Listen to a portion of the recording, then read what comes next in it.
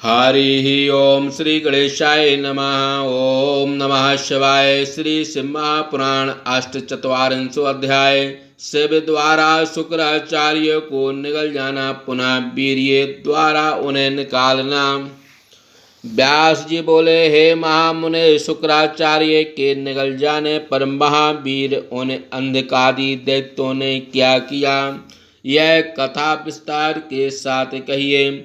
सनत कुमार बोले, हे व्यास, शिव जी के द्वारा जब शुक्राचार्य निगल लिए गए, तब समस्त दैत्य विजय की आशा छोड़कर इस प्रकार हताश हो गए, जिस प्रकार हाथ के बिना हाथी, सींग के बिना गाय बैल, सिर सेनापति के बिना देश समुदाय, विद्या के बिना ब्राह्मण, उद्यम के बिना प्राणी, भाग्य के बिना उद्यम, पति के बिना स्त्री, फल के बिना बाण, पुण्य के बिना आयु, व्रत के बिना वेदाध्ययन, एवं शक्ति के बिना वैभव, फल के बिना क्रिया, वीरता से रहत छात्र धर्म, एवं सत्य के बिना धर्म व्यर्थ हो जाता है।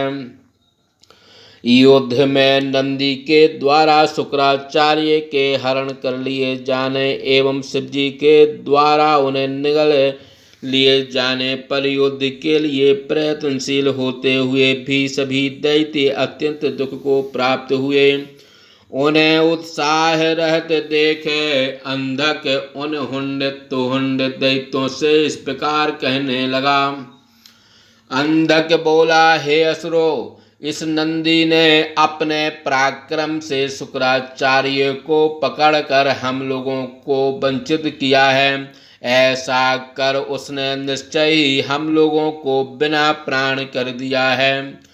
केवल एक शुक्राचार्य के हरण कर लिए जाने से हम लोगों का धैर्य, पराक्रम, कीर्ति, बल, तेज और पौरुष एक साथ ही नष्ट हो गया। ओह, हम लोगों को धिक्कार है, जो कुल पूज्य, परम कुलीन, सर्व समर्थ, सर्वत्राता एवं गुरु की इस आपत्ति में रक्षा न कर सके। अब हम लोगों को उचित है कि श्री गुरु जी के दोनों चरण कमलों का ध्यान कर बिना विलंब किए ही इन शत्रुओं से युद्ध करें और नंदी के साथ समस्त प्रमथ गणों का वध करें। आज हम इंद्रादि देवताओं के सहित इन समस्त प्रमथ गणों को युद्ध में विवश कर अपने गुरु शुक्राचार्य को इस प्रकार छुड़ाऊंगा, जिस प्रकार योगी कर्म से परतंत्र जीव को छुड़ाकर मुक्त कर देता है। यद्यपि ऐसा भी संभव है कि हम लोगों में से शेष का पालन करने वाले महायोगी प्रभु शुक्र स्यों योग बल से शिव जी के शरीर से निकल सकते हैं। सनत कुमार बोले, अंधक की बात सुनकर मेघ के समान गर्जन करने वाले दैत्य मरने का निश्चय कर प्राणों की रक्षा का विचार छोड़ युद्ध में प्रमथ गणों से भिड़ गए और कहने लगे, हे दैत्यों, आयु के शेष रहने पर देवगण हमें कदापि जीत नहीं सकते, किंतु यदि आयु समाप्त हो गई है तो स्वामी को छोड़कर भागने से भी क्या लाभ है। मानी एवं धनवान पुरुष आपत्ति काल में यदि स्वामी को छोड़कर अन्यत्र भाग जाते हैं तो वे निश्चय ही अंधक तामस्त्र नरक में गिरते हैं। इतना ही नहीं, युद्ध स्थल में घोर अज्ञान के कारण जो पुरुष भाग जाते हैं वे अपना नाम कलंक देकर अयस के भागी होते हैं। उन्हें लोक एवं परलोक में कहीं सुख प्राप्त नहीं होता। पुरुष को पुनर्जन्म के चक्र को नाश करने वाले योद्ध तीर्थ में स्नान करने से जो महाफल होता है, वह फल दान, तप एवं तीर्थ स्थान से कहाँ। ऐसा विचार कर दैत्य तथा दानव रणभेरी बजाकर प्रमथ गणों को पीड़ित करने लगे। युद्ध में उन्होंने बाण, खड़ग, वज्र, भयंकर, श्री, मुख, भसंडी, भिंदीपाल, शक्ति, परस, खडभाग, त्रिशूल, डंडे एवं मुसलों से प्रहार करते हुए देवताओं की सेना में खलबली मचा दी। उस समय खींचे जाते हुए धनुषों, छोड़े जाते हुए बाण, भिंदी पाल एवं पटसों, रणभूमि में बजाए जाते हुए वाद्यों, गजों की गर्जना तथा घोड़ों की हिनहिनाहट से सर्वत्र ऐसा कोलाहल मच गया जिसके शब्द से पृथ्वी एवं आकाश का अंतराल पूर्ण हो गया।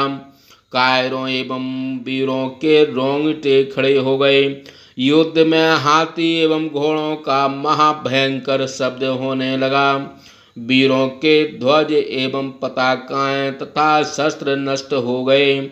खून की धारा से रणस्थली अद्भुत हो गई। हाथी, घोड़े एवं रथ नष्ट हो गए। युद्ध की पिपासा रखने वाली दोनों ओर की सेनाएं मूर्छित हो गईं। हे मुने, तदंतर नंदी आदि प्रधान प्रमथ गणों ने अपने बल से दैत्यों का विनाश कर उन पर विजय प्राप्त किया। इस प्रकार देवगणों के द्वारा विनष्ट हुई अपनी सेना को देख कर स्यों अंधक रथ पर सवार हो अकेले शिवगणों पर झपट कर दौड़ा। फिर तो अंधक द्वारा किए गए बाण प्रहारों से देवता गण इस प्रकार नष्ट हो गए जिस प्रकार वज्र प्रहार से पर्वत एवं पवन से जल रहित मेघ नष्ट हो जाते हैं। अंधक ने जाने आने वाले दूरस्थ एवं निकटस्थ सभी प्रमथ गणों में प्रत्येक को असंख्य बाणों से विद्ध कर दिया। अंधक के द्वारा नाश को प्राप्त हुआ। अपनी सेनाओं को देखकर स्वामी कार्तिक, गणेश, नंदीश्वर तथा सोमनंदी आदि सूरबली महावीर शिवगण प्रचंड क्रुद्ध हो युद्ध करने लगे। उस समय गणेश, स्कंद, सोमनंदी, नेगमे एवं वैशाख आदि महागणों ने त्रिशूल, शक्ति तथा बाणों की वर्षा से अंधक को अंधा कर दिया। फिर तो प्रमथ गणों की तथा असुरों की सेनाओं में महान कोलाहल होने लगा। उन शब्दों को सुनकर शिवजी के पेट में स्थित हुए शुक्र अपने निकलने का रास्ता खोजते हुए शिवजी के उदर में चारों ओर इस प्रकार घूमने लगे जिस प्रकार आधार से रहित पवन इधर उधर भटकता है। इस प्रकार घूमते हुए उन्होंने शिवजी के पेट में सप्त पाताल सहित समस्त लोक, ब्रह्मा, नारायण, इंद्र, आदित्य, अप्सराएं, विचित्र भवन तथा प्रमथ एवं असुरों में होने वाले महाविचित्र उस युद्ध को देखा। उन शुक्र ने शिव के उदर में चारों ओर 100 बरस पर्यंत घूमते हुए भी कहीं कोई छिद्र इस प्रकार नहीं प्राप्त किया जैसे खल लोग पुण्यात्मा में कोई छिद्र नहीं देख पाते।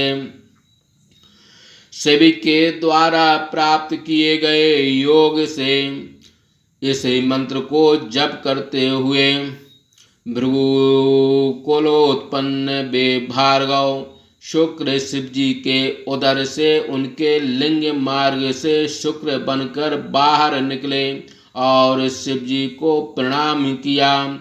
पार्वती ने पुत्र रूप से उन्हें ग्रहण कर विघ्न रहित कर दिया। तब लिंग में से वीर्य रूप में निकले हुए शुक्र को देखकर दया सागर शिवजी हंसते हुए उनसे बोले। शिवजी ने कहा, हे भृगुनंदन, तुम मेरे लिंग से वीर्य रूप में निकले हो, इस कारण तुम्हारा नाम शुक्र हुआ और तुम मेरे पुत्र हुए।